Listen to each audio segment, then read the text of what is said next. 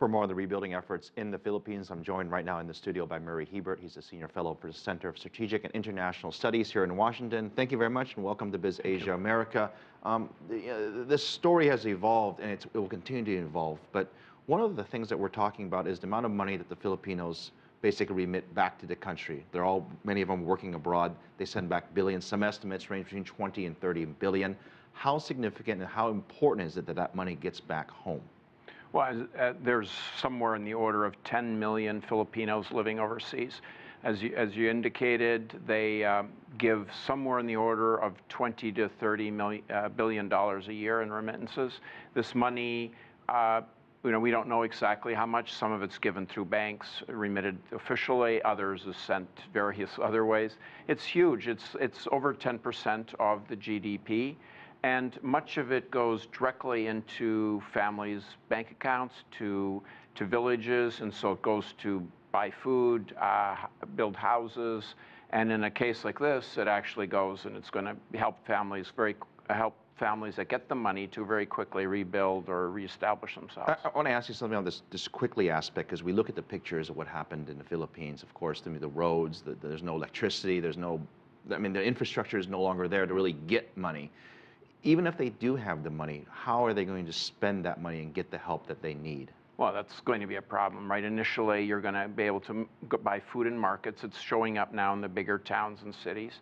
They're going to, ultimately, I heard of an interesting story where for Christmas, Filipinos are dominantly Christian, and for Christmas, the people overseas send a lot of money back home, and they get to more remote areas by bicycles and motorcycle. And they're now using this channel that's been resurrected for this purpose to actually get some relief supplies into families very quickly.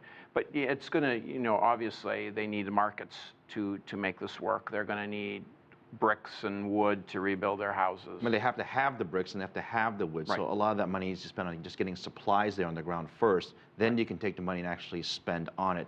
There was some discussion that I was reading about that a lot of goods are also donated to the Philippines as well, especially in an event like this. What's more important, donating clothes and goods or just cash? Well, in a sense, cash is just much faster, right? If you're going to send used clothes, it's going to take 3 or 4 months minimally to get it there on a ship, get it unloaded through customs, et cetera. So it's going to be much faster to get the money there quickly and get the help there quickly if you donate money.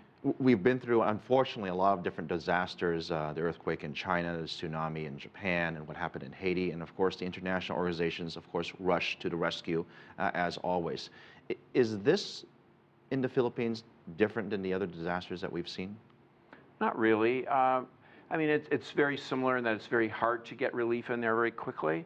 So like in some of these other situations, you see military ships go in that have helicopters that can take the supplies directly, the water, the rice, whatever, directly to the villagers, even if the road's been knocked out, the phone service has been knocked out. And you saw that in Haiti. You saw that during the tsunami in 2004 in Indonesia. You've seen it. It's quite common. So no, getting relief in there quickly, you need a lot of heavy lift equipment to do it. And I think we're learning an awful lot about how to do relief in these situations.